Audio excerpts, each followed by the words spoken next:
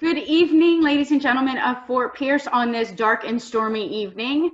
Thank you for joining us for the League of Women Voters of St. Lucie County's candidate forum for Fort Pierce Commissioner District 1. I'm Andy Poley. I'm the current president of the League of Women Voters of St. Lucie County, and I have just a few quick announcements. If you've been here before, you've seen them before, but you get to see them again. For starters, the mail-in ballots are already out. If you have not mailed your ballot back yet, you can do so by simply putting it in the mailbox and sending it back, but we suggest that you do so very, very soon. It needs to be received by Election Day, 7 p.m.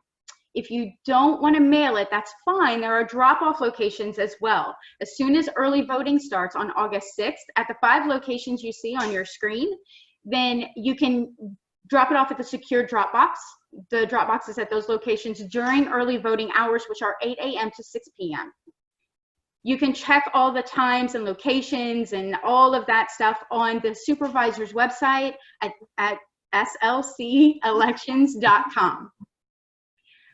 Election Day itself is August 18th. On Election Day, you will have to vote at your polling place. You can check with the supervisor's website to find out where your polling place is, or you can check vote411.com that we highly recommend that you visit anyways, because it has a lot of information about the candidates on your ballots. Not only the candidates that you see this evening, but all of the candidates that you'll see on your ballot. The questions that we ask this evening will not appear the same on Vote 411. It's a whole new set of questions, so you get to learn even more about your candidates. To learn more about the League of Women Voters, please visit our website at lwvslc.org. And I think that, oh no, that's not it, sorry. The census is active. Please, please, please turn in your census if you have not done so. You can do it online, or you can do it by mail, or you can do it by phone, but please make sure that you turn in your information for your census so that your census worker can skip the trip to your house. So now, on to the candidates forum. Tonight we'll hear from candidates, as I said, running for Fort Pierce Commissioner District 1. The format for tonight's forum will consist of a 90-second introduction from each candidate, followed by a series of questions. Each candidate will have 2 minutes to answer a question. At the end of the series of questions, if we have received questions during the Facebook Live event from the viewing audience, which you can just comment at the bottom of your screen, we will be able to take those questions and post them to the candidates, assuming we have enough time. Following that round of questions, if we have any of those, there will be closing statements that are 2 minutes long from each of the candidates. This is not a debate, this is a forum. So we will not invoke one another. Candidates will make their case, state their statement, and we'll move on to the next question or next candidate. They will be alerted, the candidates will be alerted at 30 seconds and at the end of their time so that they do not run over. As usual, we have our lovely moderator, Miss Carol Wyatt. It is also her birthday, so everybody say happy birthday from Facebook land. Happy birthday, Carol.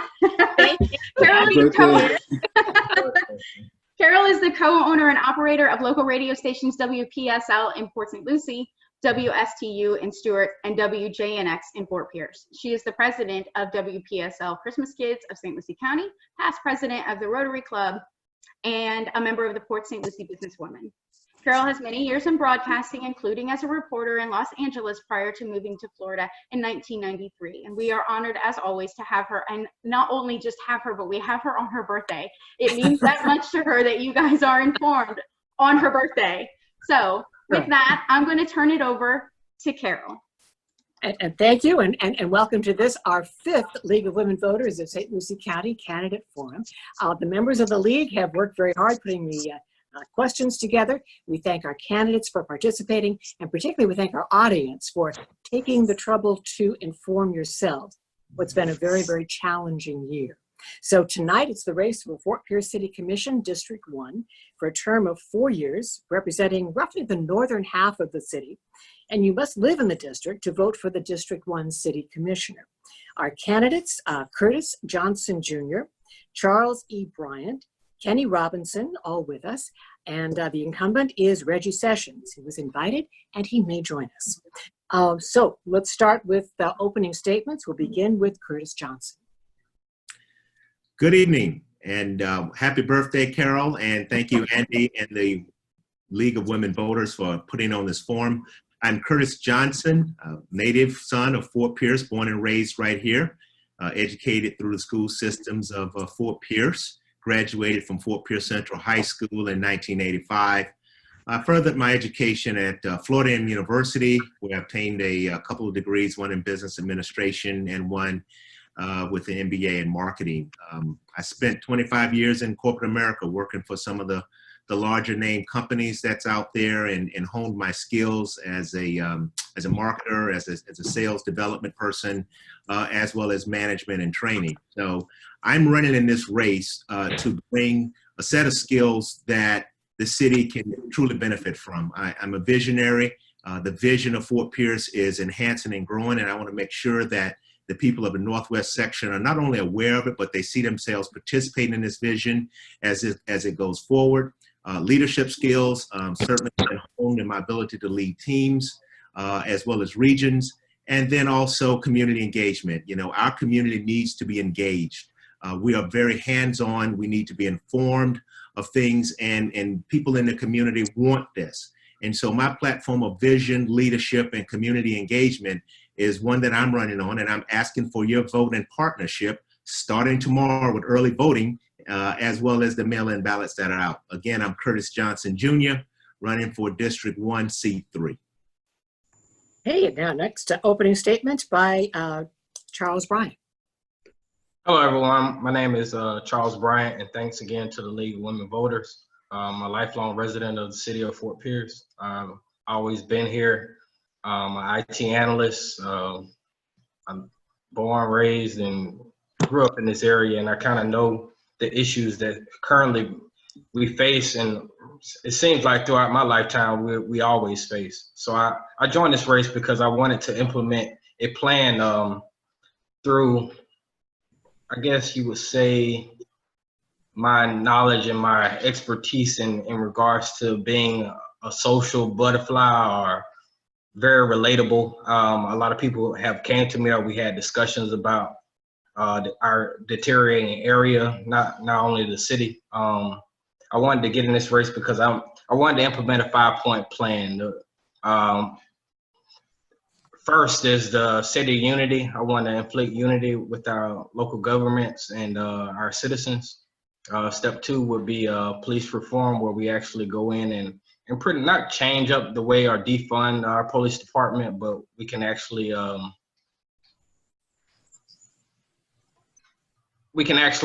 inflict some type of change where we can actually train our officers and recruit officers from our areas. Third would be our lack of viable jobs here. Create a job environment where we can actually see our citizens succeed. Inefficient urban entertainment, where it seems like our youth and young adults don't have a place to entertain themselves. Okay, thank you. And we have a opening statement from Kenny Robinson. Hello, happy birthday to you. Hi, my name is Kenny Robinson. Some of you that may follow me on social media, I go by Son of Fort Pierce. And that's because I was born and raised in Fort Pierce, Florida. I am a husband, my wife of 18 years, high school sweethearts, met at Port St. Lucie High School. We are the proud parents of 5 children, one girl and 4 boys. Another thing about me is that I'm a gospel recording artist. I'm a Christian artist.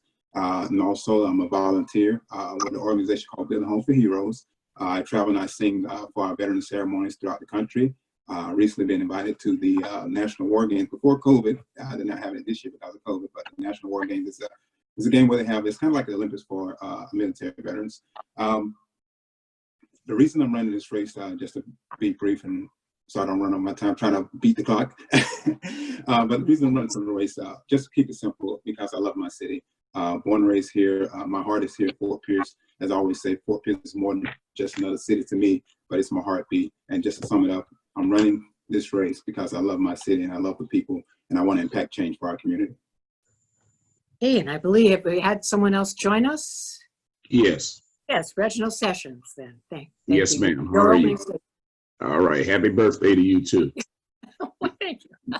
Good seeing you. I think you look a year younger than you did last year. Well, The good. last I'll time. start the other direction now. This is good. Okay. Okay. Opening statements. All right. Reggie Sessions. I'm here running again for City Commissioner of the City of Fort Pierce, District 1. A job that I took on after graduating from FAMU University and going off to law school at Southern University. I'm an individual that has been involved in HBCs since the beginning of my education, and that has helped me in terms of my strength, knowing my history, my drive, and my motivation.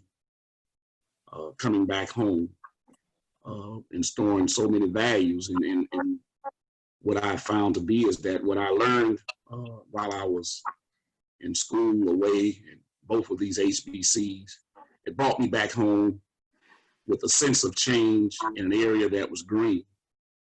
And I embarked on being a city commissioner at the age of 27. And I just celebrated 20 years of being in office with the Florida League of Cities. And it has been one that I have really enjoyed because I spent practically my adult life being a public servant. And there has been so much in terms of change in the city of Fort Pierce, and I have been one, my reputation is that District 1 is one that I love, and I may have been in the minority, but I would not give up or compromise by any sense of imagination when it came to my district settling for anything less than the best. I've been in office, we got a fire station on Avenue D when the fires were up and running and all-time high. We were able to get a fire station when they said it would be done. And that's what you see, Station 15. As far as the port development, I came back home with an idea that we could develop our own port. And I started with the drive, with the city and the county. And we're starting to see now the port develop in and of itself. The list just goes on and on. Excuse me, I believe when the screen goes dark, it's our time cue. Okay, so thank you. Thank you. So I'm going to shut my mouth and follow the rules. We'll get into all the things you're talking about. The time cue should say 30, and then it should say stop. But we'll start with the first questions, and we'll have the same order, and then we will start rotating them. So let's start with Curtis Johnson. In your opinion, how important is the Florida home rule in city government and a city council's ability to execute ordinances, codes, and other official actions when state and county laws and codes don't adequately address a city's needs? Well, I think home rule is important. I think it's very efficient. There's nothing like knowing local governance more so than being legislated by from the state legislators or therefore a combination of legislators from other parts. I'm a big proponent of it. I think, however, when it becomes a challenge and there's a gray area when there's nothing there, even from guidance from Tallahassee or guidance locally, it gets a little murky and a little sticky sometimes.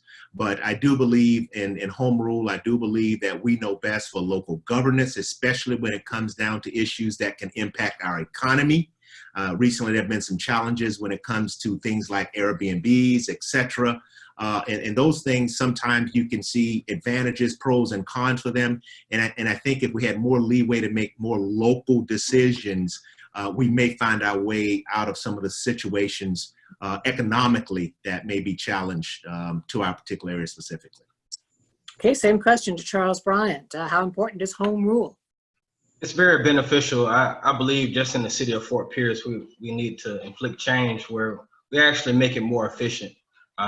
Seriously, we have a serious problem in the northwest section of the city where it seems like a lot of things go neglected. So we need to, I think Tallahassee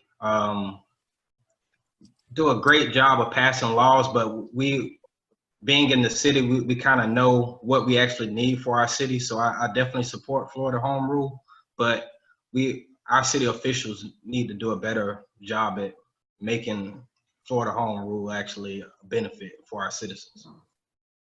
Okay, same question, Kenny Robinson, Florida home rule. Home rule is critical. Being a parent of 5, you can't take a cookie cutter approach, even with your own children. They all have different personalities, they have different needs, different ways that they need to be addressed or approached or disciplined, whatever it is. And the same thing with home rule. Fort Pierce have different needs of Port St. Lucie, different needs than Vero. And if you take a cookie cutter approach to the city as statewide, then you're not gonna have the opportunity for the city to really function at its best potential. Home rule is critical to not just our city, but any city, to be able to address the specific needs of their city. Okay, same question to Reggie Sessions.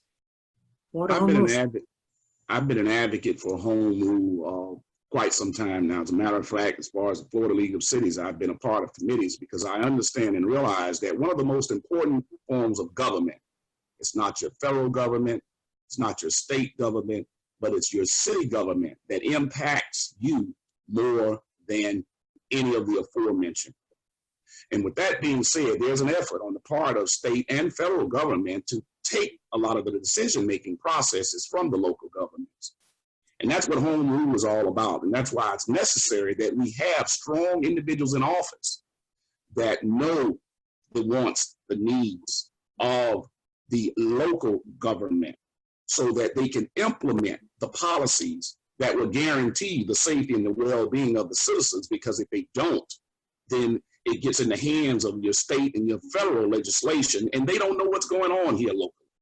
So that's why it's very imperative that you have someone in place that knows and understands the rules and regulations and also implements policies that protect citizens themselves. Okay, next question. We'll start with Charles Bryant. The effects of climate change are projected to significantly impact Florida and its shores. Mitigating that impact opens the door for innovative business opportunities and advancements. How should the City Council or City Commission promote a green business environment and building practices? I think starting off, I want to elaborate on our education sources that we have here. I think we can actually start with the St. Lucie County School District and Indian River State College, where we can actually implement entrepreneurship of green technology. I would say we definitely need to go along with the curve and help our environment out and our planet.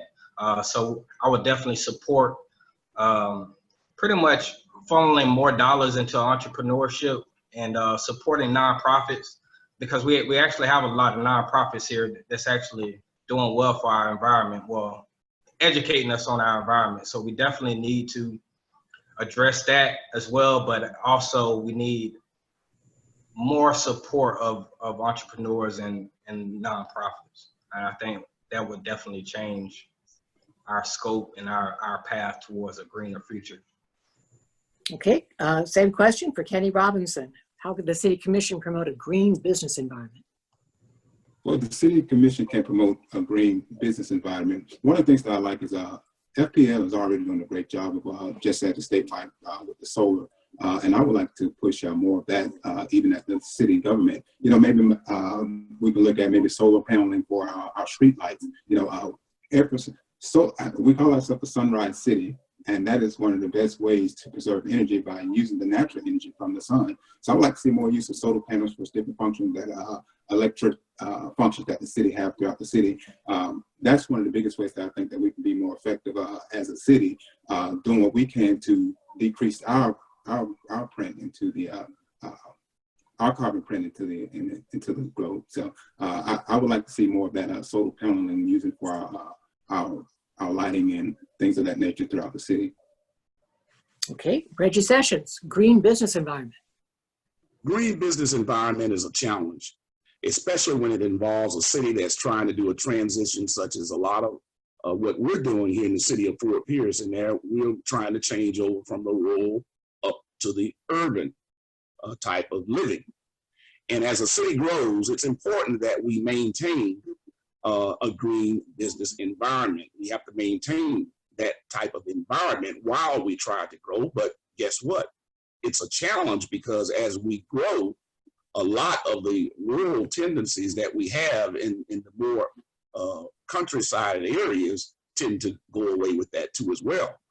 But it's important that we keep up with technology. It's important that we keep up with the science.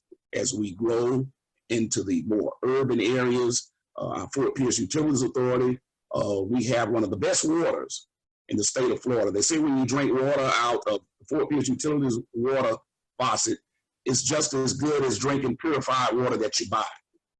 And that's one of the blessings that we have here in the city of Fort Pierce, our water sources that contribute to what you're talking about. So hopefully as we grow, we'll continue to do that and have that green environment. Okay, same question, Curtis Johnson, green business environment. I think we absolutely need a green business environment. To me, that's the vision for the future. Those are the jobs that can bring economic stability as well as stimulus to our area. Technology jobs that rely around solar and as well as wind. Those are the jobs of the future, creating clean energy jobs that we don't further harm our environment, but we find a way to harness those for not only the nurturement of the community, but we also create jobs, good paying jobs that pay a livable wage to our community. So I'm a big proponent of green jobs and green business opportunities. And I think that the city, along with the county, should do more to welcome those types of businesses and technologies to our community, because they will bring a livable wage to the citizens of this community and allow for our younger people who are in these technology programs, maybe at Fort Pierce Westwood or some of these other schools, to really step out from that and make a great living wage upon graduation. Okay, next question. Let's start with Kenny Robinson. Fort Pierce has a higher than average percentage of citizens living in poverty compared to other cities of comparable size. What will you do to reduce the number of citizens living in poverty, and how will the state of poverty look different at the end of your term? Mr. Robinson. Well, the cause of poverty is lack of income. And so when you have a situation where individuals are not earning enough to, as we say, make ends meet, that's when you get into the trouble with poverty. One of the things that I would like to see happen is the partner with the county to bring more industrial jobs. I know that they've been talking about the thing, a program with the Kings Highway. I would like to see more industrial jobs, more distribution centers along that Kings Highway area, and so that we can bring livable wage jobs. Those jobs pay more money, and I think that's really the challenge here, because we have a lot of hospitality jobs here in Fort Pierce, and they just don't pay enough for people to really make their ends meet. They're not making enough, so that's what causes poverty, is lack of income. And when you have a situation where income is not, you can't make the income, then it's kind of hard to change the poverty rate if the job opportunities are not there for the people to begin to get out of poverty. So that's one of the things I would like to see how can we partner with the county to be able to bring more industrial distribution jobs to bring to our area, so that we can create better jobs so people can have the proper income to help get themselves out of poverty. Okay, for Reggie Sessions, reducing the number of people living in poverty, what would you do? Well, that was why I saw the vision of a port in the city of Fort Pierce, because I realized and understood that it would not only affect us and impact us from a city standpoint, a county standpoint, a state standpoint, but a regional standpoint. A port brings so much to the table in terms of economics. It is a firehouse in the party, and it generates revenue, it generates jobs, and they generate jobs for blue collar, white collar workers. What put Fort Pierce on the map was the fruit industry. And we were known for being the #1 city for oranges and grapefruits. But after NAFTA and the CACA, the fruit industry went down. And that left a lot of blue collar workers. So we've got to put those people together, because we have generations of blue collar workers that are not working. And this port is going to help us out tremendously. There's so much going on right now in Fort Pierce. Amazon, I love riding around and I see those young ladies making $15, $18 an hour driving a truck, Amazon truck. And that's industry. It's happening. Things are happening in Fort Pierce. Businesses are coming. People like Starbucks and Chick-fil-A's, they don't build in cities that don't have a future, where they say there's nothing but poverty. No, there's money to be made, and that's why they're here. So I look forward to the city continuing to grow and get better. As a matter of fact, before the pandemic, unemployment had gone down. But as a result of that, it's come back up, but we're bouncing back up. Thank you. Okay, same question to Curtis Johnson. How would you reduce citizens living in poverty? Several things. I think we have to partner with the community college and the programs we have here. We need to see an increase in the number of youth and young adults to participate in the trade programs that they're offering, the industrial programs and industrial trainings that they're offering. Those types of certificates and jobs would repay a livable wage. So I would be a proponent of really increasing the participation in those programs and tying them into those particular opportunities. I think as we look for technology and being able to partner with organizations that could bring technology trainings, technology opportunities to this community will again provide for livable wage for those young graduates of the high schools that want to get into the technology field. And I think that as we partner with not only our local colleges, but some of the colleges in proximity to begin to have some campus sites here to train our younger people on coding and those types of situations. And again, for the labor force, as we begin to look at green technology, again, I think that's a great opportunity to provide livable wage jobs to this. And those are the types of things that I would look to partner with the county, with the Economic Development Council to make sure we're recruiting those companies that come to this area. And more importantly, we're partnering with the local college to make sure that everyone sees that as a pathway to get these jobs beyond just the $17 an hour, but really get into the livable wage fares. Okay, for Charles Bryant, same question, reducing poverty. Very personal to me because I know a lot of people in my generation are kind of taking the fall for our lack of leadership. We definitely need jobs in this area, but first, to echo what Mr. Johnson said, we need to first educate and inform people of these opportunities of jobs that's actually coming into the city. We need to partner up with the county to pretty much increase the activity at the airport as well.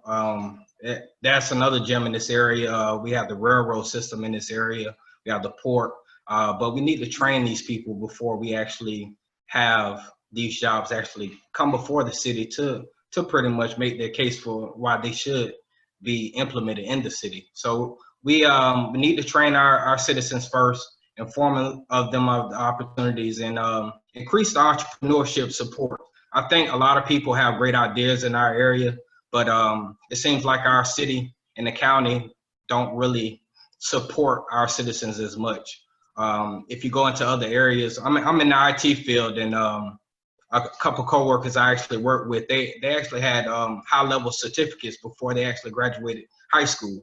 So we definitely need to work alongside with the school district to implement some type of change where we can actually move ahead in regards to the curriculum. There's a lot of certificates out there that our school district can get grant money for, where we can provide for our citizens, for our young citizens, so they can actually be eligible to take over these jobs as they come into the area. Because like I said before, it's an enticing area. We have the Port of Fort Pierce, the airport. We have I-95, the turnpike system. So it's a very enticing area. And we have a lot of land here, empty land, that's going pretty much, it's deteriorating over time. Thank you. Okay, thank you. The next question will begin with Reggie Sessions. How do you propose ensuring a culturally competent police force that maintains the trust of all Fort Pierce citizens? One of the biggest and strongest projects that I've embarked on, that I have probably been an individual that has been in the minority, but I have not been in a compromising position to settle for anything less than doing the best that I could to address the problem that you're talking about. And our chief of police and I have feuded, and we have not agreed on certain things, and that's her job. But it's my job to implement policy to make sure that we do, in fact, have policies in place. Our police department is a very young police department, and a lot of those young people are not able, as you say, to be able to develop and have a relationship with the citizens. That police officer has got to get out of that car. He's got to get out and get to know that young man that goes to school down the street at the elementary school. He's got to get out and know the church that's involved in that district that he covers. he's got to get out of that car and socialize, but he can't be a stranger. What we need to do is to make sure that a lot of these officers that are young are brought up to par and understand what the community policing concept is all about. A lot of individuals in District 1 don't trust the police because they don't know the police. And it's incumbent that they develop a relationship with them so that we can fight together to stop crime. The streets will take care of you if you take care of the streets. That was a policy that my father lived on that was in police work. Bettering the relationship and moving together to stop crime. We can do it, and we've got to do it. And I'm not going to settle for anything less than that. Okay, same question. Curtis Johnson, a culturally competent police force with the trust of all 4 peers. So when I think of culturally competent, certainly I think we have to make sure that we're aligning with the chief and making sure that we're working together when it comes to culturally competent. That could mean a lot of things. Fort Pierce has a lot of historic information and historic avenues that people need to be aware of.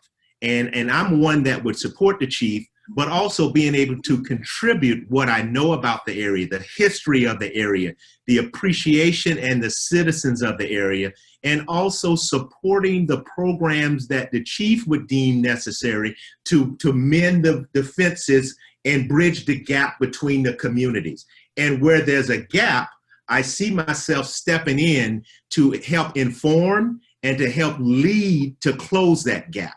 I wouldn't say I'd come in and automatically begin to change things. I'd first seek to understand what's there and understand what's not there, and how do we now bridge that gap. And if there is a gap, and I've been told by many people in the community as well, there's a gap between citizens and the police. Well, we have to make sure that those are the types of things and plans that are in the plan that I can help implement and usher in as a leader in District 1. It's not solely up to the chief. I think that the representatives of District 1 have to come hand in hand and support our chief with these community initiatives, because a lot of the trust is entrusted in the people that they elect. And that's why I'm running, to build that trust. Thank you. Charles Bryant, same question. Culturally competent police force. First, I'm a part of my plan. My 5-point plan is to propose a PBO plan, policing by our own, where we actually recruit and hire local citizens in our district, in the district, not alone the city. So we need to work in conjunction with the police chief to implement that type of change, where we can actually go into our school system and recruit or educate our young citizens on the benefits of actually being a police officer. Like I stated before, my father was a police law enforcement officer once upon his time, and he was well respected in this community. And I was born and raised in the District 1 area.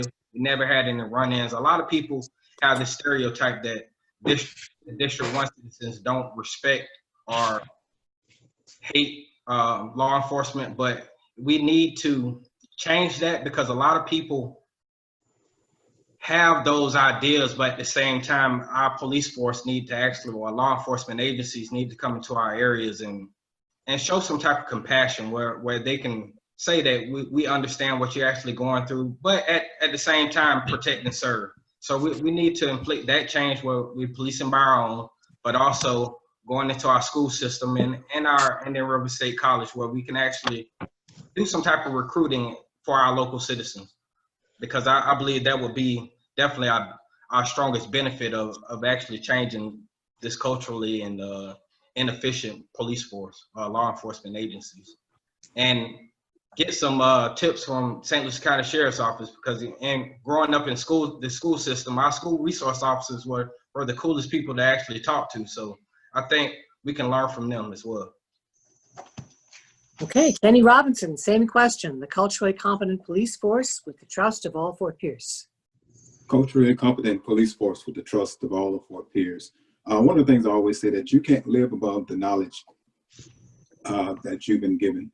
So it's important for in order for them to be culturally competent, they have to engage with those various cultures so they can be competent of how to address those cultures. that's why I'm really strong on community engagement, being engaged with the community, besides general patrols. Going to the Boys and Girls Club, getting to know these young kids, building a relationship with them, because you treat a person differently when you see them as a friend versus when you see them as a stranger. There's a different approach, there's a different vibe that you have from an individual. So I believe getting to know them on a personal level, when you see that kid and he grows up to be a teenager, now you see him on screen, you're like, hey, Johnny, hey, what you doing? You should be doing, you treat them differently because now you build a relationship with that child or the individual, and you're more likely to address them in a different manner. The other thing I would say too is training, because like I said, you can't live above the knowledge given to you. So proper training, increased training for our law enforcement officers is critical. And as one person has already stated, we do have a very young police force. And part of that reason is because, after we've trained and developed them, they get picked off by neighboring cities because they're not making enough. So we need competitive salaries to be able to retain officers after we train them, to be able to stay here. These officers that will be here 5, 15, 10 years, because now they have a connection with the city. They're able to be here longer. So when you have a turnover like that, you have you train a person, they get to know a person, and all of a sudden you get new officers in.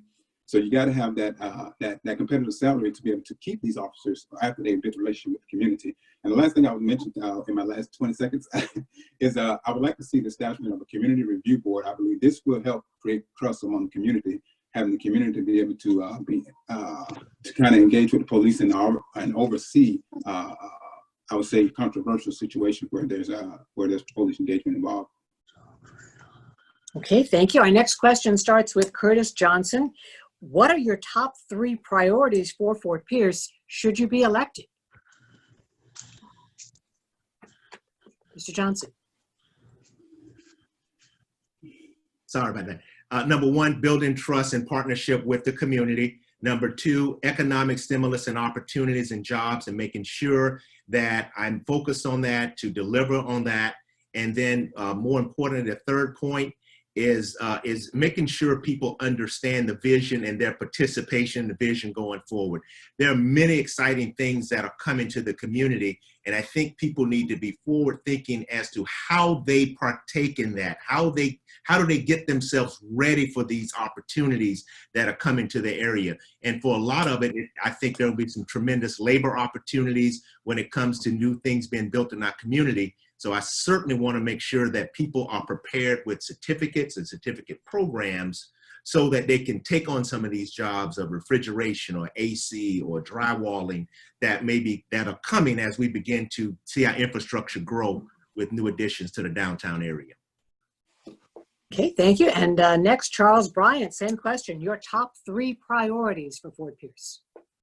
If I was elected, my top 3 priorities would be to address our lack of urban entertainment. I believe in this area, our young adults and kids don't really have opportunities that I was afforded as I was actually growing up. So I want to actually support some programs like our youth athletic leagues and get into the new wave of things where actually we can have activities like yoga or safer in arts and crafts, technology-based programs. I want to support those and support the nonprofits, especially in the North, the District 1 area. A lot of our kids don't really understand local government, so I want to actually get them informed, provide more opportunities for them to be engaged, get out here to show them and support the nonprofits that are giving them life skills such as dressing for an interview or just basic things, setting up a resume. So the second thing would be the community engagement aspect and unity. I want to inflict unity on the council because right now I feel like the division is actually causing our city great harm. I want to come in to collaborate more with our local governments, the city and the county. And the third issue would be the lack of the viable jobs in our area. A lot of jobs are actually coming into this area, but they don't have expectations of actually paying and increasing our citizens don't really have the opportunity to move up in the organization. So I want to actually vet these organizations as they come in to ensure they are affording our citizens great opportunities with their organizations. Okay, thank you. Kenny Robinson, your top 3 priorities for Fort Pierce. My top 3 priorities are the top 3 priorities that community has related to me. I always say that the representative is to represent the people and not come with my own agenda, but to see what the people want and represent what the people desire. So three of the things that the people have been complaining to me about is jobs, community development, and safety and security. Three of the things we kind of touched on already. The importance of trying to do what we can to bring better paying jobs in the area, community development, having a balanced development throughout the community. That's one of the things that I believe has been a challenge. I want to see Fort Pierce as a whole beautified. So we want balanced development throughout the community, and also safety and security, doing what we can to increase our ability to be able to not only just fight crime, but we want to prevent crime. We want Fort Pierce to be a safe place that people can see them raising their families and for generations here in Fort Pierce. So those are three main things for me. Like I say, three main things that community has related to me: jobs, community development, and safety and security. Okay, Reggie Sessions, same question. Top three priorities. Well, I sort of feel that we're on track. As my opponent said just a second ago, Mr. Johnson, his exact words were, many exciting things are coming to our community. And I, for one, take pride in that, especially hearing that from my opponent. So we're on track. We're doing a lot of things. We're making changes. And a lot of great things, as he said, they're coming to our community. Now, one of the things that I will say that I have worked on and I want to improve, and I'm not going to sell unless there is a change, and that is the relationship between our police and our community. They lack that. There is no relationship of trust between the two. And in the absence of putting policies in place to guarantee that a development is put in place where they will start to have relationships, we're going to continue to have a lot of the same problems. One of the other things is, I feel that our young people are not coming home like they should. There are a lot of people like the four of us that decided after they've received their education, I'm not going back to Fort Pierce. I don't want to go back to Fort Pierce because they don't see opportunity. But guess what? Fort Pierce is a green area. And so many things, as my opponent has said earlier, things are happening. And that means there's opportunity. So I want to be able to attract people to come back home. And last but not least, I'm looking forward and I'm going to continue to work with that port and port development. Okay, thank you. And our sixth question starts with Charles Bryant. Fort Pierce has experienced many crises, including hurricanes and our current pandemic. A crisis can often bring to light disparity among citizens. In the event of a crisis during your term, how do you propose ensuring that all Fort Pierce citizens are safe and have adequate services to recover? Mr. Bryant. First, we're starting with the grant opportunities that I mentioned before. Pretty much make this an easier process. I know we have federal regulations in regards to how the grant monies are dispersed, but actually provide a more informative experience for our citizens as they come through City Hall doors. We definitely need to be more compassionate. I feel like I want to inflict that type of change where we actually all work together, where I can actually go to the District 2 area to see their concerns, so for the betterment of the city. Likewise with the District 2 candidates, where they can actually ride along with me to go throughout the District 1 areas.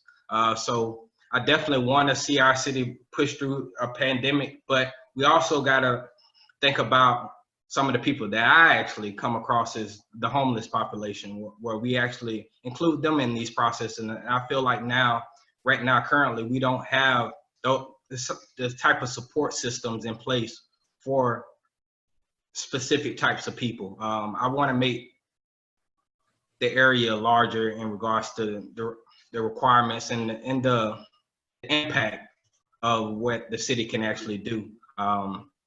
We need to work along with more of the social workers. We need to work along more with these other agencies, these nonprofits, where we can actually give these people assistance to get our community engaged and informed as well. So before we even get to this point, I try to provide that with my Zoom call with a couple of my friends a couple weeks ago, where try to give them more information in regards to some of the services our city can provide, because right now a lot of people don't know the power and the respect our local officials have, and they actually have a lot. So I want to be that change where I can come in to make sure everyone is included in our local government if they're a citizen of Fort Pierce. Okay, thank you. Kenny Robinson, same question. If there's a crisis during your term, how do you make sure everybody is safe and has services? Okay, I won't be long on this question because in the event of a crisis come, one thing we know for sure, living on the coast of Florida, on the east coast of Florida, we know that eventually a crisis is going to come. We know that hurricanes at some point is going to come. So the only thing you can really do is prepare yourself as best as possible. No one ever knows the scale of a crisis until it appears, but having some kind of preparedness will help soften the brunt of the crisis. So I would like to see have a discussion with not just myself. I don't want to just be my idea, but have a discussion with the entire board, and we begin to put together an emergency plan before an emergency happens. So the best way to prepare for a crisis is to prepare for a crisis. Like I say, you never know how big a crisis is going to be until it comes. But when you have nothing in place, that's what makes the crisis even worse. It's kind of like an example of the pandemic that we're currently experiencing. No one was prepared for this because this is a new crisis that we're experiencing. But however, we do what we can now, knowing what we know, knowing that we know that some crisis is going to come eventually. The best thing you can do is do your best to prepare. So I would like to have set up some kind of emergency resources and emergency fund for the city to do what we can to when the crisis does occur. As we know, we pray for it doesn't, but we know eventually something's going to happen. But we do what we can best to prepare. That's the best I would say. Do what we can to best prepare for. Okay, same question to Reggie Sessions, making sure everyone is safe and has adequate services during a crisis. Well, as my opponents have said and indicated, we're somewhat going through a crisis right now, not just citywide, not just statewide, but national. We're in the middle of a pandemic, and the race relationships between white and black people are at an all-time low. And my experience itself has helped me to help my community in terms of the crisis. For example, with the pandemic, it was the experience that I had with the relations of having with other mayors, city commissioners, and legislators that I was able to bring in the first COVID-19 testing site. Had it not been for my experience and my established relationships, we wouldn't have had that. But that was a challenge for me that I was determined to have, and we did it. Experience. And I'm not saying this to offend my opponents, but we don't have time right now in the middle of a crisis that you just pointed out for on-the-job training. We need somebody that can be there, that knows the issues, so that we can get out of these crises that I just mentioned earlier. My experience speaks for itself. I have, to some degree, been a minority in some instances, but my determination has helped me help my citizens, and that's the most important thing to me, my citizens. I changed from a politician to a humanitarian. I knew that we had to have some testing. Masks. I knew that we had to have masks. I had to give away food. I knew we had to have food distribution. I've been there. My experiences work for my community, and I'm going to continue to do that through these crises. Okay, Curtis Johnson, making sure that everyone in Fort Pierce is safe and has adequate services. And I think the optimal point there, Carol, is that everyone is safe. So absolutely, we need to make sure that the plans are reviewed, the plans are updated with the most modern information that we can to the best of our ability, that we take our past experiences and that we learn from them and we make them a part of the plan going forward. I think that's the first thing. I think the other thing is that as I build trust in the community with different community leaders, to get input from them, because there are gaps out there that we may or may not be aware of. And certainly when you build relationships with different parts, it was mentioned earlier, there's a homeless segment here.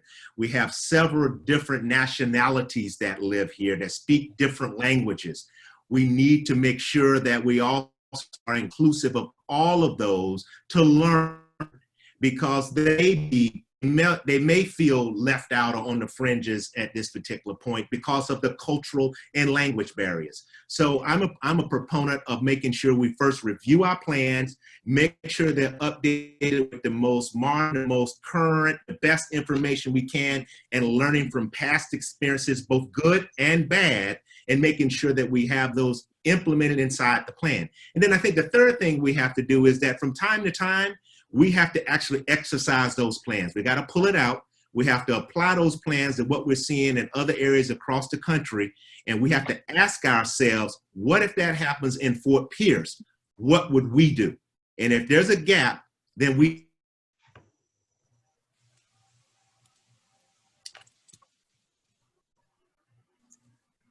Did we lose? I'm still here. Yeah, okay, all right, I'm sorry. Lost a little audio right there at the end, but okay. Yeah, no, I cut right off when I saw the 30-second thing. Oh.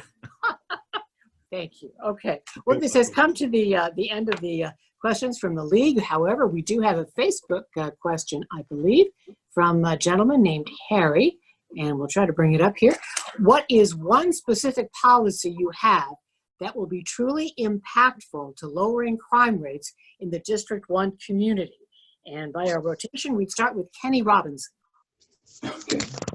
One particular policy that I have is the one that emphasizes on safety and security. One of the things that I would like to see happen, I don't know if there's more information available on my website because I don't have time to explain everything. But one of the things that I would like to see done is we have to get to the point where we have community engagement. In order to address the crime problem, it's not just the police alone. It's going to take the community involved as a whole in order to address our crime problems here. So we need community engagement with our law enforcement. We need to trust. So if they do come to them in needing of assistance or trying to assist officers, then there needs to be that trust relationship there. Community safety and security is the biggest thing. You have to have that relationship between law enforcement and the community in order for any kind of crime problem to be addressed. Because if it's just a law enforcement, then you run into situations where there can be an abuse of power because of the distrust between the community. And then you run into a situation where the community don't want to share certain information with law enforcement because there's no distrust. Because there is distrust. So you have to have that community relationship in order to address any crime problem in the community. The community and law enforcement is what it's going to take to bring down the crime rate in our area. Okay, next, Reggie Sessions, an impact to lower crime rates, one policy. The crime rate, first of all, in Fort Pierce, even though our police chief says that it's come down, I don't believe so. And the reasons why I don't believe so is because I still hear the gunshots going off in District 1. And I hear those gunshots going off at an all-time high, like never before. And there are so many things that contribute to that. But one thing that we can do is we can tighten our police operations. For one, I have presented the Shot Spotter. The Shot Spotter has worked in so many other communities, such as Fort Myers, which is similar to Fort Pierce in terms of demographics and population. And for whatever reasons, it has not been received here well. But the Shot Spotter is one that I know once that shot goes off, the boom, that officer is accountable. He has to show up on that scene. And there are a lot of shots going off. Rest assured that officers aren't showing up. And then people are getting away with a lot of this. And because of that, you're continuing to see shots go off, and off. Relations between the citizens and the police department have got to get stronger. Community policing. These officers, they are not able to relate to the citizens when there is a crime that takes place. That officer should get out his car with a warm welcome to that witness that's around, that he should have a relationship with, to be able to question, do you know what went on? Yes, I know what went on. I know them. Your community are your police. They can help solve a lot of crimes, but you've got to have a relationship with them. And it's imperative that we put policy in place to make sure that that happens with our police department. And we can stop a lot of the crime that we're having. And I believe there is crime here. and I'm not going to give up until we bring it down. There's no reason why it should be that way. We're a small city. Thank you. Okay, Curtis Johnson, one policy to lower crime rates. Policy comes around community engagement, and I don't know if that's an actual policy. I don't think we can policy our way to lower crime here. I think a couple things have to be true. We have to first define what policy is and what crime is in this particular city, meaning that some stuff on some things are not reported. And so sometimes I think we have a false perception of crime. Looking at the latest crime statistics for Fort Pierce, I'm troubled to see the crime of what we call opportunities that are reported, which are a lot of break-in to cars, vandalism, etc. That's being reported. So we need to address that. And I think that becomes community engagement to make sure our communities are aware and that they're not presenting opportunities of crime and that they are practicing some things to avoid and put themselves in a situation that they're vandalized. When it comes to violent crimes, those numbers and statistics based on my last reading and reports are down. I think we can do more with community engagement. And when I mean by community engagement, as a leader and if elected to this opportunity, it's not only up to the police, but it's also up to the elected leader to join hands with the police to bring them into the community and work with them to make sure that they are doing the community engagement work and walking side by side and helping build relationships where they may not have relationships. Because I am a native of Fort Pierce, I do know citizens in the community.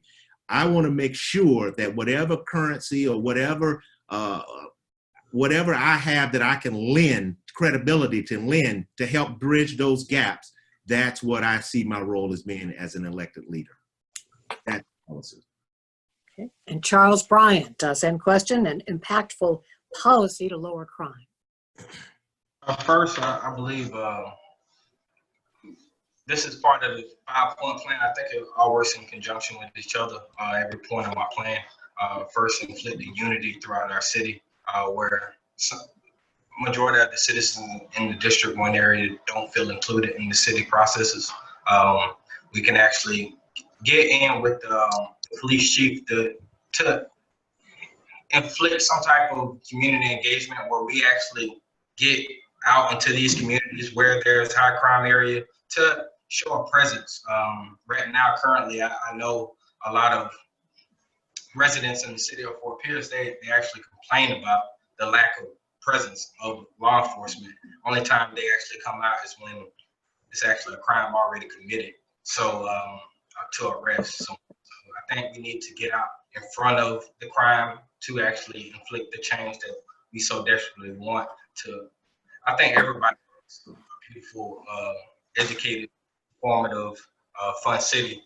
So my plan would be to go along with the police chief and inflict the unity where we can actually work in collaboration with law enforcement agencies to show our citizens that we actually do care about you and not just actually coming out to arrest you. And I think a lot of citizens actually believe that's the only time they actually come out. So I think once elected, I will come into office to inflict that change where we actually engage our citizens more. Okay, we have another question coming from our Facebook audience here from Rebecca. Currently, we're going to starting with Reggie Sessions. Currently, there are grants set aside to bring businesses to Avenue D to allow it to be what it once was as a business center. However, there have only been 7 businesses use this resource. What other ideas will you bring to the commission to help Avenue D lose the reputation it has now? Mr. Sessions. When I got back home and ran for office, Avenue D was the first project that I embarked on because I had heard about the Avenue D and the success of Avenue D back in the days. And what I saw was not what I was told and what I saw. So being away from home, what put Fort Pierce on the map was the rest station and Avenue D. But Avenue D at one time was very thriving in business. So what I did was I got the city and the utilities authority, along with the county, to go 3 ways and put in the infrastructure in Avenue D. However, the missing element was this: the businesses were not there to open up because the infrastructure was put in place. And now, to be honest with you, that infrastructure, which was put in place as a result of that project that I embarked on, has even gotten old now. But there's still a vision and a goal to make Avenue D back thriving. But to answer your question, we got to get the businesses and attract businesses that see the vision in Avenue D. The banks, the McDonald's, the Starbucks. My vision, when you put businesses that attract people, and I mean good businesses, we have those businesses now. Now we've got to put them on Avenue D, and you're going to see Avenue D blossom. But it has to be the type of business that will bring in business that's going to be self-supportive, that will just blossom that area. And again, businesses, good businesses, thriving businesses, seeing the vision, investing, putting the attractions in place to get them there will put Avenue D back to the old Avenue D. Okay, again, the question from Rebecca to Curtis Johnson now, helping the reputation of Avenue D. So I think there are a couple of things, and thanks, Rebecca. It's not only the reputation, it's how do we stimulate that economy? And it has to be with an economic stimulus of jobs paying livable wages. For a business owner to come in and pluck down their capital investment in infrastructure or buildings, they must see the vision and opportunity of return of that investment. And the concern of it is that as we look at those opportunities on Avenue D, the concern is, what are those opportunities and livable wages that can sustain that business and that business owner? And so I think we have to do two things here. Yes, we have to work on the reputation, but we have to find a way to bring in some industry that can bring in livable wages, so that as entrepreneurs or small businesses begin to unfold and realize their vision for their businesses, they now have people that can actually afford those types of business and keep them in business. Since I've been back, I've seen several courageous people begin to come to that corridor and open their business, to a couple of months later have it to fold because of the lack of support, either from the community or the lack of support economically. So we've got to also deal with the perception of it being a bad area. Avenue D is probably at the safest point right now than ever as a native that grew up here, because literally the population has moved away from that particular area.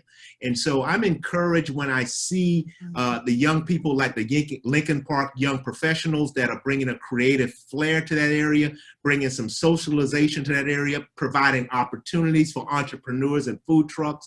I think we'll begin to spark what we need to do to revitalize that area, as well as market it as a safe and viable area. Okay, for Charles Bryant, bringing businesses to Avenue D. Mr. Bryant. I think he dropped. I don't see him. Did we lose Charles Bryant? I think we did. Okay, well, let's for now go on to Kenny Robinson, bringing businesses to Avenue D. Well, my vision for Avenue D is not that of a corporate. Avenue D was an art district, as many of you that are from Fort Pierce are aware. So what I would like to see happen is not just bring back and creating up the arts, but also I would like to be a small business district in that strip. I would like to see the implementation of doing what we can to bring more small business owners into that area. One of the things that I've seen also is that I heard a young lady mention about only 7 businesses, 7 persons were able to acquire the grant. Well, I would like to create a situation where get the information and take it to the district. You know, I've always talked about having a town hall in District 1. I believe that that's important. It's not that some people that don't want to seize or take advantage of the opportunities. Just sometimes people just don't know the opportunities there. So if a person don't know that the grants are available, then they can, like I said earlier, you get above the knowledge given to you. So if they're not aware that it's there, it's community leaders' responsibility to go and make the community aware, so those entrepreneurs can go to the city and see what they can position themselves to take advantage of those opportunities. So my thing is, I don't want to see having to become a corporate takeover. I would like to see it be a small business area. Okay, and did we have, is Charles Bryant back with us? Okay, well, let's go ahead and move on. We have another question coming to us from our Facebook audience. And let's see, this one we would start with Curtis Johnson. From Henry, how do you plan to help our homeless citizens and offer them an opportunity to achieve the American dream? Curtis Johnson. The homeless situation is not only a challenge here, but it's throughout the Treasure Coast area. I think first what we need to do is we need to find affordable housing and affordable opportunity for our homeless here. And I think we have to be creative with that. There are a number of communities that are looking into what they call these small, tiny homes, container type homes. I think we have some land here in the area as I look around on certain maybe housing authority properties. I think we have to be very creative in looking at creating these types of affordable and transitional places for those that are in the homeless situation. A lot of times when I've engaged and talked to people that are homeless, they need a transition. They want to do better. I think we have to continue to provide those services that will help them transition from homeless, get them employment and jobs, and transition from that into a more viable situation, living situation that they would deem necessarily and appropriate, which I think we all will. You know, we're living in a modern economy, and no one should be living in a homeless situation. I think we should do everything we can to put them in environments and put them and utilize some of the blighted areas, some of the structures that are going unused to look at that. And of course, it becomes challenging right now during the middle of a pandemic. But I think that as we look forward, because this pandemic is not going to be with us forever, we need to begin to lay the plans of how we're going to build affordable living situations for our homeless. Okay, and Kenny Robinson, same question. What would you be able to do for the homeless? One of the challenges, I just want to be honest, one of the challenges that we have with our homeless, I volunteer with a couple organizations that have fed the homeless in our community. And one of the challenges, just to be real about the situation, is some of them are struggling and battling with drugs and alcohol. So until you address the addiction problem, the homeless cycle will just repeat itself. So we need to do what we can to find help for these individuals so they can get in the right state of mind to be able to take advantage of those opportunities that that Mr. Johnson was referencing to. Because like I say, you can create a homeless shelter, you can create all these different opportunities, but if you don't address the root of the problem, which is that drug addiction, which is what I think is plaguing a lot of our homeless in our area, then you really don't solve the problem. So let's address the drug problem and the rehab problem that most of them need, and then we can address the transition problem. The other thing I would say too, I always say that I don't believe it's my responsibility to try to have all the answers, but what I would like to do is connect with those organizations that have the answers, that have been working with these homeless situations, that have a plan in place. Let's empower these organizations that know what to do. And we, as a community, as board of commissioners, support those organizations that know how to go in there and address these issues. Okay, next same question to Reggie Sessions of what work could be done for the homeless? Not to minimize the homeless situation, but I'm gonna be frank with you. And it speaks for itself. I had a visitor come from Delray down south, and it's not the first time. And I would bring up the homeless, and I would take them around and show them some of the homeless spots. And they say, "Are you crazy? This is not homeless. You should come where I'm from. You would really see what homelessness is all about." And again, it's not to minimize it, because one homeless person, as far as I'm concerned, is just as bad as having hundreds of homeless people, just that one that we may have. But I like what I'm hearing in terms of my opponents, in terms of where the problem and the root of the problem lies. A lot of those individuals are drug addicts. They have mental health issues. And as a result of that, they are not able to work and acquire a home. A man doesn't work, a man doesn't eat. As we improve and enhance employment opportunities, our homelessness should go away. And if there are people out there that are claiming to be homeless, but the opportunity exists for them to work and buy a home, then that's an issue that's bigger than you and I that needs to be dealt with. But again, if we provide employment and give opportunities for people to work so that they can acquire homes and take them off and put them in different positions where we address their problems that may prohibit them from getting work. And if we do all we can to do that, the homelessness that we do have will go away, I believe. A lot of it will. Okay, thank you. And let me just refresh the question for Charles Bryant. A question from our Facebook audience. How do you plan to help our homeless citizens and offer them an opportunity to achieve the American dream? Charles Bryant. As I stated before, I think to address the homeless situation, it's different aspects to it. We have some drug addicts in our area and throughout the city of Fort Pierce. Most of them actually suffer from mental health.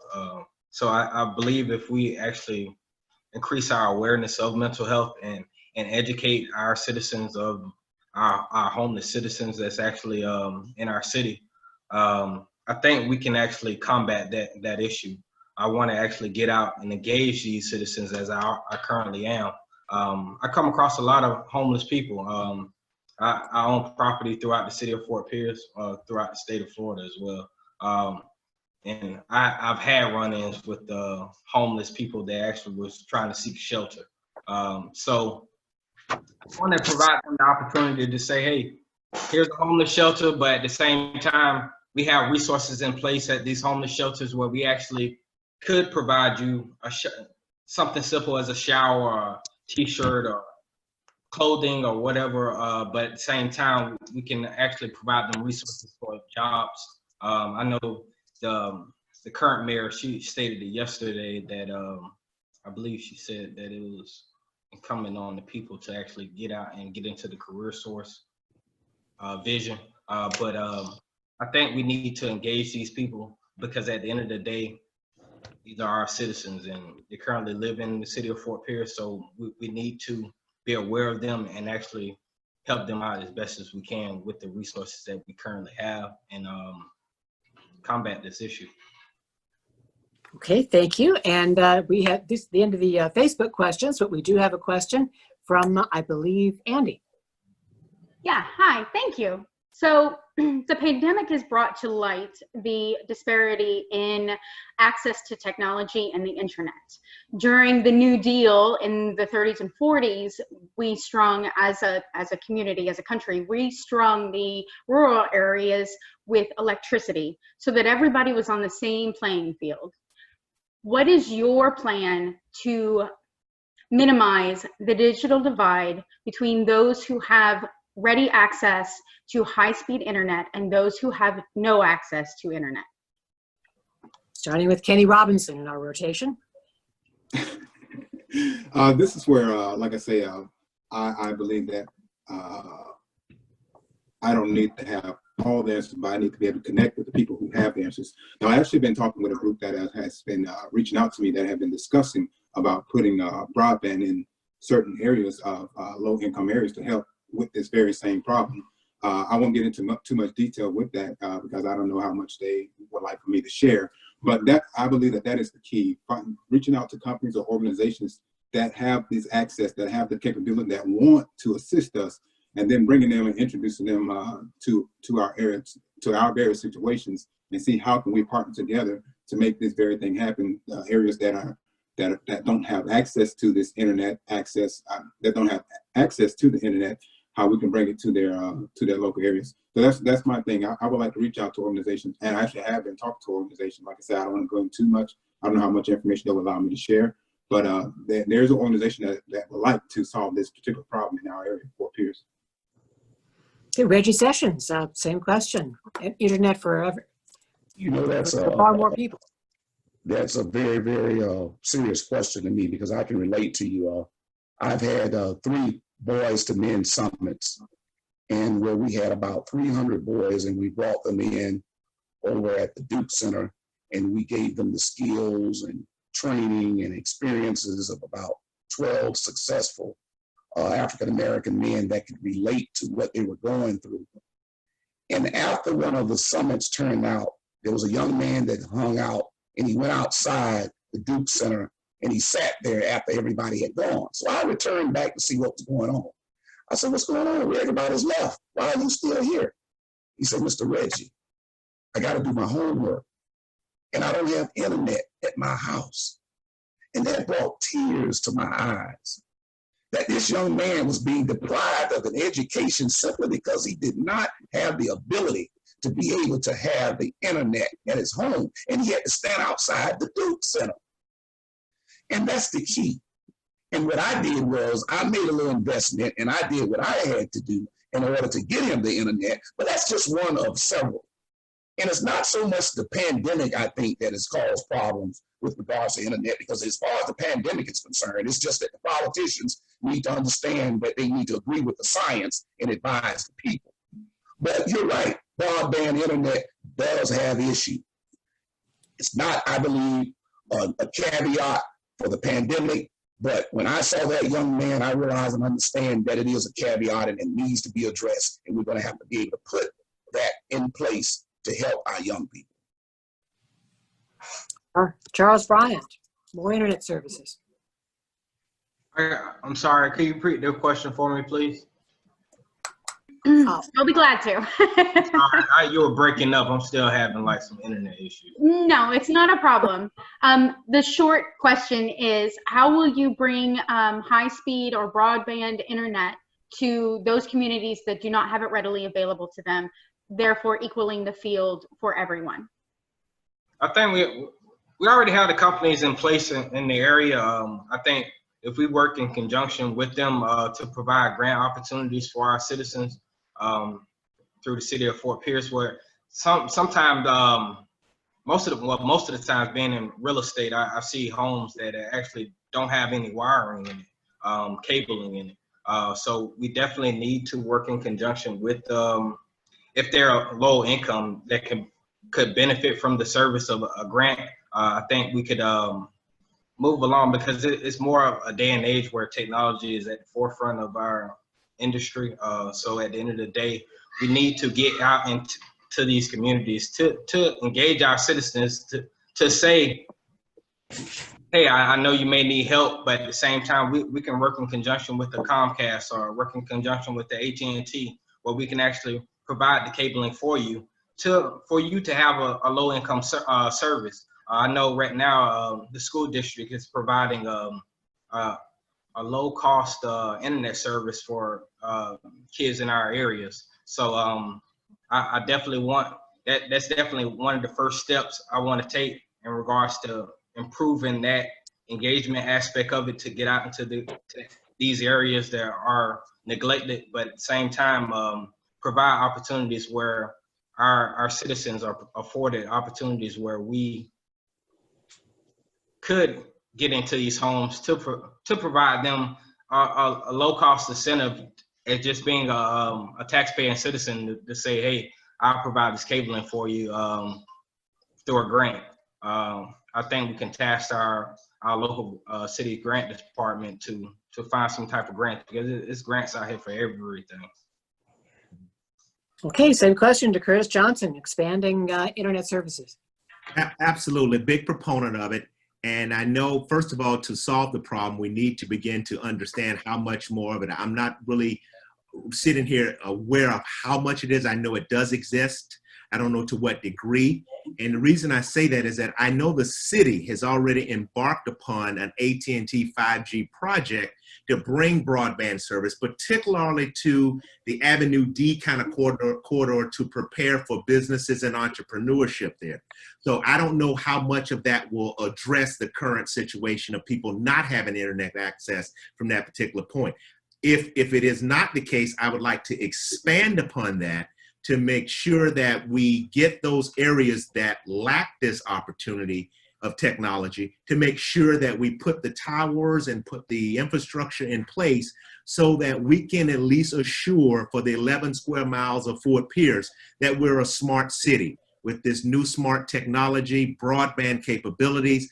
I think that support of our young people, of our people that's looking to do trade type jobs and doing the type of certification will only allow for them, not only the young people, but the adults that's looking to get the certificates and trainings that they're going to need for the jobs that's coming, will also be able to utilize that to seek these opportunities and do those studies. So I'm a big proponent of it. Like I said, there's some projects already in place, I know. What I don't know is how much of that will actually impact the full radius of the square miles here in the Northwest section or in Fort Pierce, period. I'd like to see us become a smart city with broadband widely available throughout the city of Fort Pierce. Okay, if there are no more questions, then I think we've reached the point for closing statements.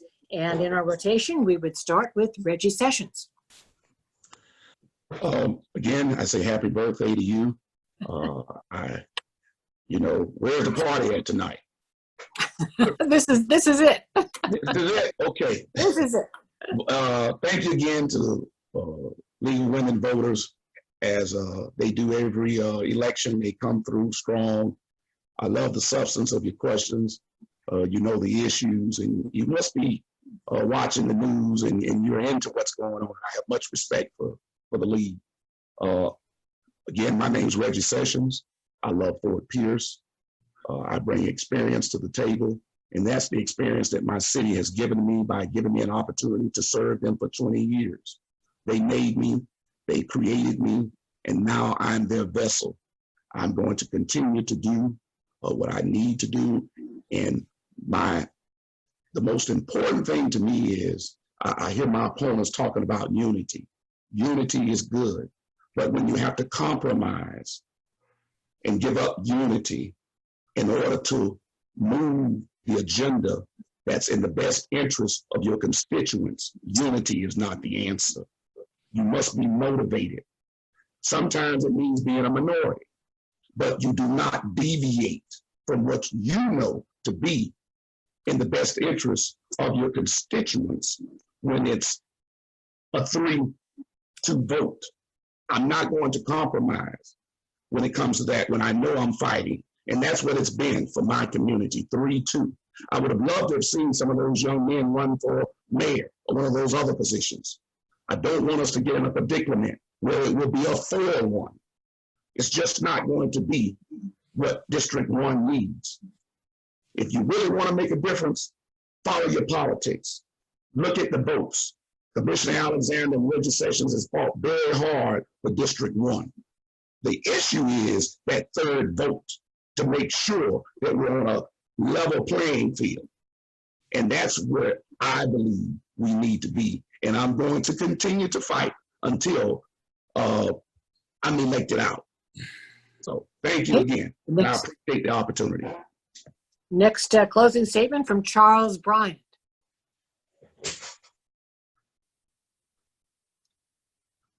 Breaking up, I'm sorry.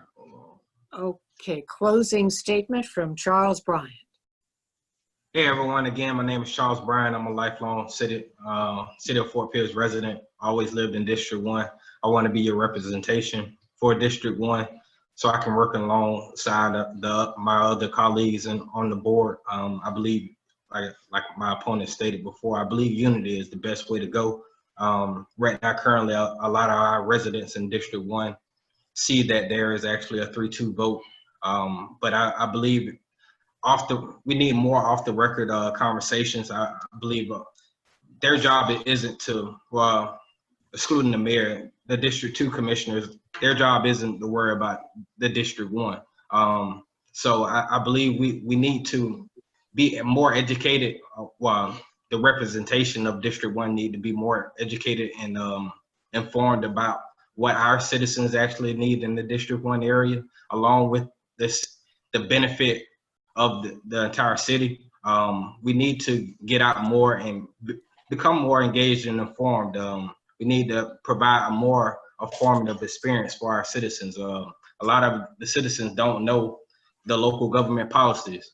So at the same time, I want to inflict that change and bring about unity and have those off the record conversations where we may not see eye to eye, but at the end of the day, the compassion in the heart and the desire for changing the District 1 area would inflict compassion in the District 2 commissioners and the mayor's hearts. So I definitely want to, that's gonna be the main focus of my campaign, is to actually inflict unity, but I also have the 5-point plan where we actually do a police reform, address inefficient urban entertainment, FPUA disapproval, the disconnect from City Hall, and the lack of viable jobs. I want to actually address all of those. And the first day on the job, we need a 24/7 politician, not a 9-to-5 one. And I'm going to be that. So vote Charles Bryant on August 18th.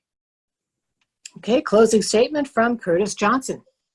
I'm Curtis Johnson, born and raised Fort Pierce, educated in the local school systems here. Took the risk of going to college, getting a college degree, 25-year corporate experience, lived in a lot of different areas across our United States as a homeowner in many different areas. And as a result, the experience that I gained, not only from living in other communities, but having to work and build futures in other communities, and then having the luxury and the pleasure to return to the city, to the home that my parents worked so hard to keep and maintain, and that I'm going to see that to the next future and generation. I see that as a vision of Fort Pierce. I want more people and young people to be able to afford a home. I want to be that leader that can help them see that vision, what it's going to take to get there, and more importantly, bring the leadership to the city council to not only be able to get a 3-2-4-1 vote, but to have the ability to collaborate and leverage my experience in how to effectively influence to move things forward with our city, both District 1 and District 2. We need an economic opportunity that not only resides in District 1, but it spans in District 2 and vice versa.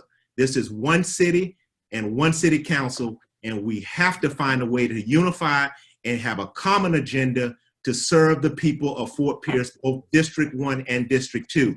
And that comes with community engagement, that comes with town hall meetings, that comes with partnership with not only the city council, the county commission, our chief of police, and our city manager. And I'm Curtis Johnson. I'm asking for your vote tomorrow, starting with early voting. And if you have your mail-in ballot, please get it in. Curtis Johnson, from the fort, for the fort. Okay, and now a closing statement from Kenny Robinson. They say the definition of insanity is doing the same thing over and over again and expecting a different result. It is responsibility of the experienced politician that I hired to run for mayor that have the experience to operate in mayor's office. So my thing is that we're not just District 1 and District 2, but we are the city of Fort Pierce. When I look on my map, it says Port St. Lucie, Vero, Fort Pierce. We are the city of Fort Pierce. Jesus said that a house divided against itself cannot stand, and Fort Pierce divided against itself will not stand. It's going to take us working together, District 1 and District 2, coming together to enhance the entire city so that we may advance together as one city, the city of Fort Pierce. My name is Kenny Robinson, the son of Fort Pierce. You find more information about me at voterobinson2020.com. Vote Kenny, August 18th.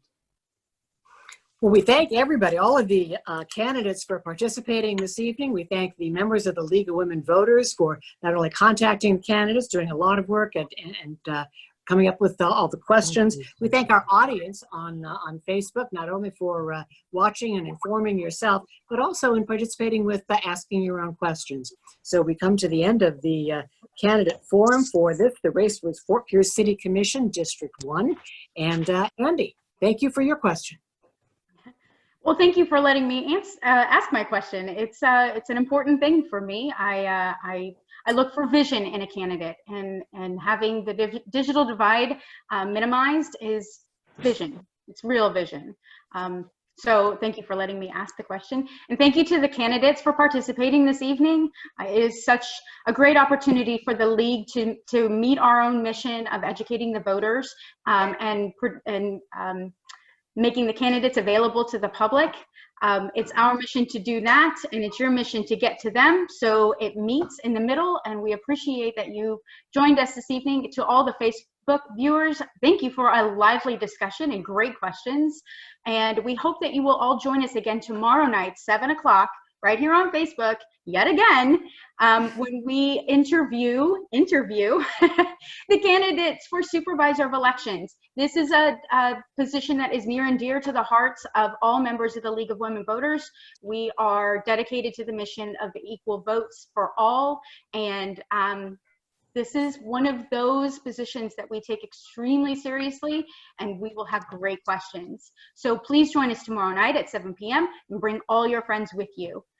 Everybody have a wonderful evening, and happy birthday, Carol. Thank you. Thank you. Don't forget to vote, Happy folks. birthday, Carol. All right. Take care.